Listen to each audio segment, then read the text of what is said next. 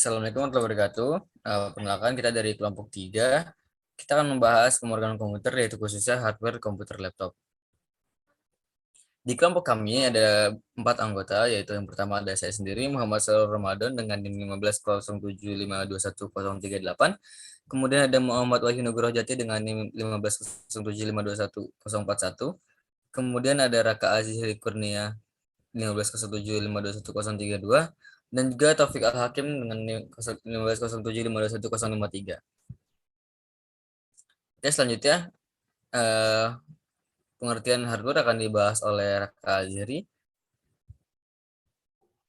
Baik, terima kasih. Sebelumnya saya izin memaparkan materi yang saya buat. Pengertian dari hardware komputer. Komputer merupakan sebuah perangkat elektronik yang terdiri dari dua komponen utama, yakni perangkat keras atau hardware dan perangkat lunak atau software. Di antara kedua komponen tersebut, perangkat keras komputer atau hardware berperan penting sebagai penghubung antara pengguna dengan sistem komputer. Hal ini disebabkan karena perangkat keras komputer memiliki bentuk fisik sehingga dapat dioperasikan secara langsung oleh pengguna. Next.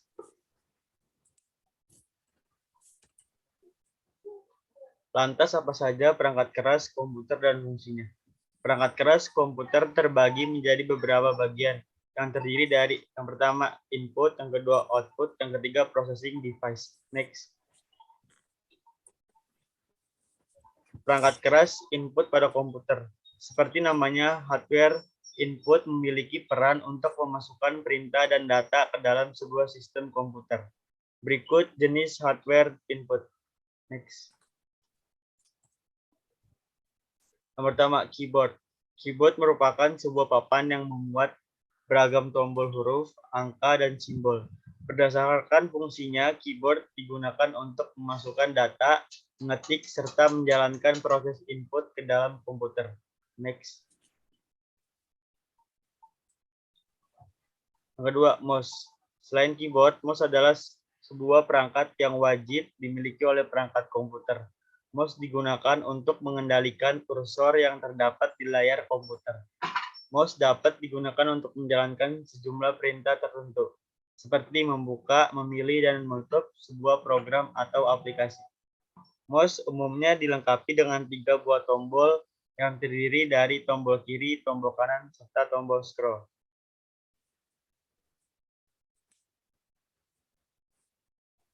Web kamera. Webcam atau web kamera adalah sebuah kamera yang umumnya disematkan di bagian atas layar komputer, layaknya kamera pada umumnya. Webcam berfungsi untuk mengambil dan merekam sebuah gambar atau video.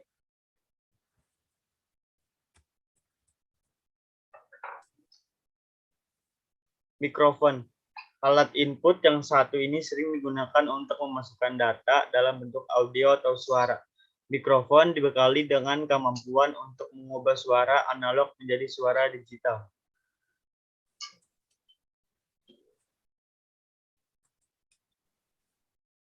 Jenis hardware proses pada komputer. Processing device adalah sebuah perangkat yang berperan untuk mengolah data. Data yang telah dimasukkan melalui input device kemudian akan diolah pada bagian processing device. Motherboard. Motherboard adalah sebuah papan sirkuit yang menampung beragam komponen penting dalam komputer, seperti RAM, prosesor, kartu grafis, hard disk, dan masih banyak lagi. Prosesor. Prosesor atau juga yang dikenal sebagai Central Processing Unit atau CPU merupakan sebuah perangkat yang dapat mengatur seluruh proses yang berjalan dalam komputer. Berdasarkan fungsinya, prosesor dapat melakukan serangkaian proses operasi aritmatika dan logika dari data yang diambil oleh RAM.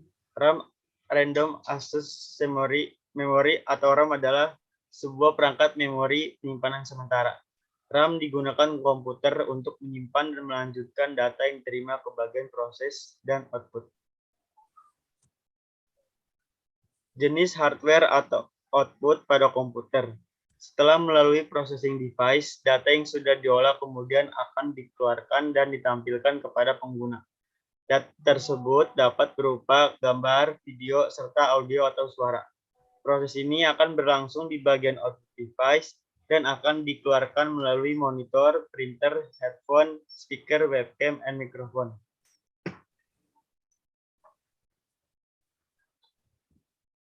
Monitor. Monitor terdiri dari sebuah layar yang mampu menampilkan gambar atau program yang sedang dijalankan di komputer. Fungsi utama dari perangkat yang satu ini adalah menyajikan tampilan visual berdasarkan jenisnya. Monitor terbagi dari berbagai macam, meliputi LED, flat, dan masih banyak lagi. Oke, yang selanjutnya adalah printer yang akan dibahas oleh Taufik Al-Hakim. Terima kasih. Saya akan lanjutkan pemaparannya. Printer berfungsi untuk mencetak data digital yang terdapat di sebuah komputer ke dalam bentuk fisik. Umumnya, data yang dicetak akan menggunakan media fisik seperti kertas. Selanjutnya. Speaker atau pengeras suara sering digunakan untuk menghasilkan keluaran suara pada komputer. Alat ini umumnya digunakan untuk mendengarkan musik atau bentuk audio lainnya. Selanjutnya. Proyektor merupakan sebuah alat bantu yang dapat mengubah proyeksi layar yang terdapat pada monitor ke dalam ukuran yang lebih besar. Berdasarkan cara kerjanya, alat ini harus dihubungkan ke perangkat komputer dan menggunakan dinding atau layar gulung seperti media proyeksi. Proyektor sering digunakan ketika sedang mengadakan presentasi. Selanjutnya. Jenis hardware storage pada komputer. Data yang sudah diolah dapat disimpan di perangkat komputer di bagian storage device. Dengan demikian, data tersebut nantinya dapat dibuka dan diproses kembali di kemudian hari. Selanjutnya. Hard disk. Hard disk adalah sebuah perangkat keras yang berfungsi untuk menampung beragam data di komputer secara permanen. Adapun fungsi lain dari perangkat ini adalah menjalankan sistem operasi komputer seperti Windows, Linux, Mac OS, Unix, dan lain sebagainya. Selanjutnya. USB flash drive. Perangkat ini cukup populer digunakan karena bentuknya yang kecil, sehingga dinilai praktis untuk dibawa kemana saja. Meski demikian, USB flash drive memiliki kemampuan penyimpanan yang cukup besar, yaitu 1 TB. Selanjutnya. CD adalah sebuah alat penyimpanan yang memiliki bentuk pipih terhadap banyak jenis CD, contohnya seperti CD-ROM, CD drive, dan CD lainnya. Oke, terima kasih. Selanjutnya saya kembalikan ke moderator. Baik, terima kasih penjelasannya. Kemudian kita masuk ke sesi tanya jawab.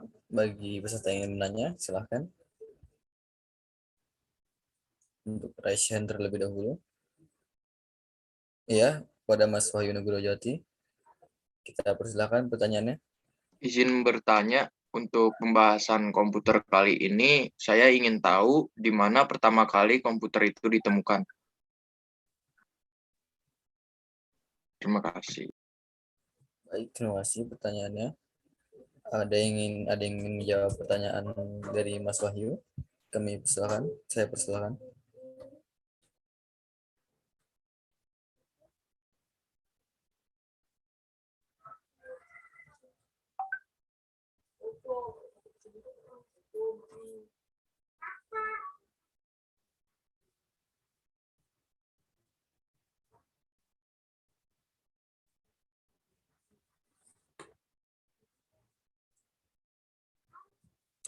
Jika ada yang ingin menjawab, langsung saja bisa di raise hand. Baik, sebelumnya izin menjawab pertanyaan dari Wahyu Nugroho Jati. Komputer pertama kali ditemukan pada 1822 oleh seorang ahli matematika asal Inggris, Charles Babbage. Mulanya, Babbage bermaksud untuk menciptakan sebuah mesin hitung bertenaga uap yang dapat menghitung tabel angka. Mesin tersebut kemudian ia beri nama Difference Engine Zero dan digadang-gadang sebagai komputer pertama di dunia. Bentuk Difference Engine Zero sendiri sangat jauh berbeda dari kebanyakan model komputer modern saat ini. Apakah pertanyaan tersebut sudah cukup? Gimana kepada Mas Wahyu? Apakah sudah cukup jawaban dari Kakak Azri? Cukup. Terima kasih. Saya ada pertanyaan satu lagi nih. Dalam merakit sebuah komputer PC kan terdiri dari beberapa elemen utama, yaitu ada perangkat keras atau hardware, perangkat lunak atau software, dan brainware. Dengan demikian kita harus mengetahui perangkat apa saja yang termasuk ke dalam elemen tersebut beserta struktur dari komputer itu sendiri. Jadi tolong dibuatkan dasar pengelompokan berdasarkan struktur komputernya. Terima kasih, tolong dijawab. Baik, terima kasih pertanyaan yang sungguh signifikan dari Mas Wahyu. Apa dari teman di sini ada yang ingin menjawab pertanyaan Mas Wahyu?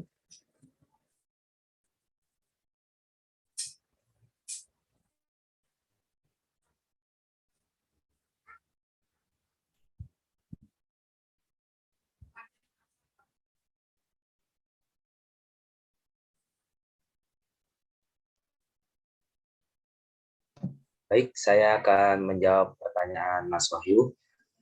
Struktur komputer dapat dikelompokkan yaitu sebagai berikut. Yang pertama ada input device atau alat masukan, alat yang digunakan untuk menerima input dari luar sistem dan dapat berupa sinyal input atau maintenance. Input seperti keyboard dan mouse. Yang kedua ada output device atau alat keluaran, perangkat keras komputer yang berfungsi untuk menampilkan keluaran sebagai hasil pengolahan data. Yang ketiga ada CPU atau Central Processing Unit, merupakan otak sistem komputer, seperti memori yang terdapat dalam CPU. Yang ketiga ada storage device seperti hard disk dan CD-ROM, itu penyimpanan. Yang keempat ada peripheral seperti modem atau kartu jaringan. Mungkin segitu saja. Terima kasih. Oke, terima kasih atas jawabannya Mas Taufik. Apa ada yang ditanyakan lagi? Atau sudah sampai sini saja? Cukup, terima kasih jawabannya dari Mas Taufik. Oke, baik. Kalau tidak ada yang bertanya lagi, saya akan menutup sesi pembahasan latar kita hari ini. Sebelumnya saya mengucapkan maaf apabila ada kesalahan kata. Terima kasih. Assalamualaikum warahmatullahi wabarakatuh.